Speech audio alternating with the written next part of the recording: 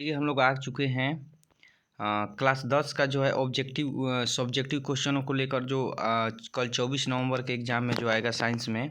तो साइंस का ये है आपका 112 विषय कोड रहेगा, ये रहेगा आपका साइंस का, विज्ञान का ये। तो इसमें आपको जो क्वेश्चन दिया है, क्वेश्चन को आप समझिए, देखते चलें, ठीक है। यहाँ पे दिया 1 से 8 तक लघु उत्तरीय प्रश्न है, इनमें से किन्हीं 4 प्रश्नों का उत्तर दे। 2 अंक वाला है। सरल सूक्ष्मदर्शी क्या है, इसका एक किरण आरेख खींचे, ये क्वेश्चन आएगा। नवीकरणीय ऊर्जा स्रोत क्या है, कोई 2 उदाहरण दे, ये भी आएगा क्वेश्चन। सेम टू सेम एकदम 100% लड़ेगा, इसमें कोई वो दुराई नहीं है। तो आप क्वेश्चन को देख के आप लिख लीजिए और उसका आंसर भी लिख ले, और याद है तो कोई बात नहीं, नहीं तो BBD गाइड से आप आंसर इसका मिला सकते हैं। पूर्ण आंतरिक परिवर्तन की क्या शर्तें हैं, विद्युत चुंबकीय प्रेरण से आप क्या समझते हैं, विद्युत की घरेलू आवश्यकता को पूरा करने के लिए सौर पैनलों के उपयोग में कौन कौन सी रुकावटें आती हैं, इसको आप क्वेश्चन आंसर इसका खोज लीजिए। क्वेश्चन यही 100% लड़ने वाला है। 6वां नंबर क्वेश्चन है, ऊर्जा की बढ़ती मांग के पर्यावरणीय परिणाम क्या है, ऊर्जा खपत कम करने के लिए आपके सुझाव क्या होंगे, ठीक है। देख लेते हैं। और नेक्स्ट क्वेश्चन 30 क्वेश्चन रहेंगे इसमें। 7वां, किसी चालक के सिरों के बीच विभवांतर किस प्रकार बनाए रखा जा सकता है। और 8 नंबर क्वेश्चन, विद्युत धारा क्या है, इसका समीकरण एवं मात्रक लिखिए, ठीक है। इसके बाद दीर्घ उत्तरीय प्रश्न आपका रहेगा 9 से 10, 6 अंक का रहेगा। इनमें से 2 क्वेश्चन रहेगा, इनमें से किसी एक का उत्तर देना है, ठीक है। कौन कौन क्वेश्चन है देख लीजिए आप। दिया है कि उत्तल लेंस के लिए सूत्र 1/v - 1/u = 1/f की स्थापना करें। तो ये आपका रहेगा। नहीं तो इंद्रधनुष क्या है, इसका निर्माण कैसे होता है, सचित्र समझाइए। तो इसी दोनों में से कोई एक लिख दीजिएगा, 6 नंबर मिल जाएगा आपको। रसायन शास्त्र से देख लेते हैं हम लोग। रसायन शास्त्र में दिया है कि प्लास्टर ऑफ पेरिस में उचित मात्रा में जल मिलाने का एक कड़ा एवं छिद्रयुक्त तो ठोस यौगिक प्राप्त होता है, और इस यौगिक की पहचान करें तथा इसे बनाने की विधि को रासायनिक समीकरण द्वारा व्यक्त करें।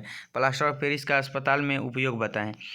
और 13 नंबर क्वेश्चन दिया कि निम्नलिखित कथनों को संतुलित रासायनिक समीकरण रूप में लिखे। संतुलित कर देना है। नाइट्रोजन हाइड्रोजन गैस में से संजोग करके अमोनिया बनाता है। दूसरा, पोटेशियम धातु जल के साथ अपक्रिया करके पोटेशियम हाइड्रोक्साइड। तो इस तरीके से आप क्या कीजिए।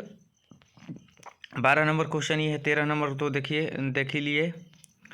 इसके बाद आपको हम 15 नंबर, चिप्स की थैली में कौन सी गैस भरी होती है और क्यों, तो नाइट्रोजन है। तो इसको आप देख लीजिएगा, लिख लीजिए और क्यों है। तो आप ये भी क्वेश्चन को आप देख लीजिए, आंसर आप यूट्यूब पे गूगल पे सर्च मार के आंसर ले लीजिएगा। उदासीनीकरण अभिक्रिया क्या है, 2 उदाहरण दें। 17 नंबर क्वेश्चन है, खारा जल को मृदु बनाने में सोडियम कार्बोनेट का उपयोग किस प्रकार होता है। और 18 नंबर क्वेश्चन, सोना चांदी और प्लेटिनम के आभूषण बनाए जाते हैं, क्यों। 18 के बाद 19 नंबर, निम्न अभिक्रिया की परिभाषा देना है। संकल अभिक्रिया का परिभाषा दीजिए। प्रतिस्थापन अभिक्रिया का भी परिभाषा लिखने के लिए आया है। एष्टीकरण क्या अभिक्रिया का भी, इसका भी परिभाषा लिखने के लिए आया है। इसके बाद आपका 20 नंबर क्वेश्चन है, पीएच क्या है और दैनिक जीवन में पीएच का महत्व बताएं, बहुत मोस्ट इंपॉर्टेंट है। 5 नंबर का क्वेश्चन है, इसको भी आप अधू कर लीजिएगा, देख लीजिएगा। इसके बाद 4 प्रश्नों का उत्तर देना है 21 से 28 तक में, और प्रत्येक प्रश्न के लिए 2 अंक दिया जाएगा आपको, 2 अंक मिलेगा 4 क्वेश्चन का देना है। आणविक जातिविरित की परिभाषा देना है। जैविक आवर्धन से आप क्या समझते हैं, इसको लिख देना है। इसके बाद आपका जो है सीरा अलिंद पर्व क्या है। 24 नंबर, डायलिसिस का सिद्धांत क्या है। और 25 नंबर, वन संरक्षण हेतु कौन से कदम आवश्यक है। 26 नंबर, ओजोन परत के क्षय का कारण लिखे। और इसके बाद यहाँ पे 26 नंबर क्वेश्चन तक तो हो गया है। इसके बाद 27 नंबर को पारितंत्र किसे कहते हैं। 28 नंबर, पुनर्जनन में क्या होता है। 29 30 दीर्घ उत्तरीय है, 5 नंबर मिलेगा। इसमें से क्या बोला है कि किसी एक पद, 2 में से एगो पद देना है, लिख देना है। तो दिया है वृक्क के द्वारा उत्सर्जन की क्रिया कैसे संपन्न होती है, समझाइए। और 30 पर्यावरण क्या है, इसके संरक्षण के लिए किन किन उपायों का अमल में लाने का उपाय कर सकते हैं। तो ये दोनों में से कोई एक आप लिख दीजिएगा, 5 नंबर मिल जाएगा।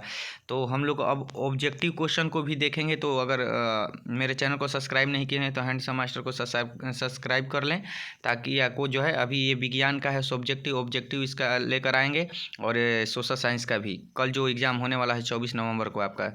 धन्यवाद।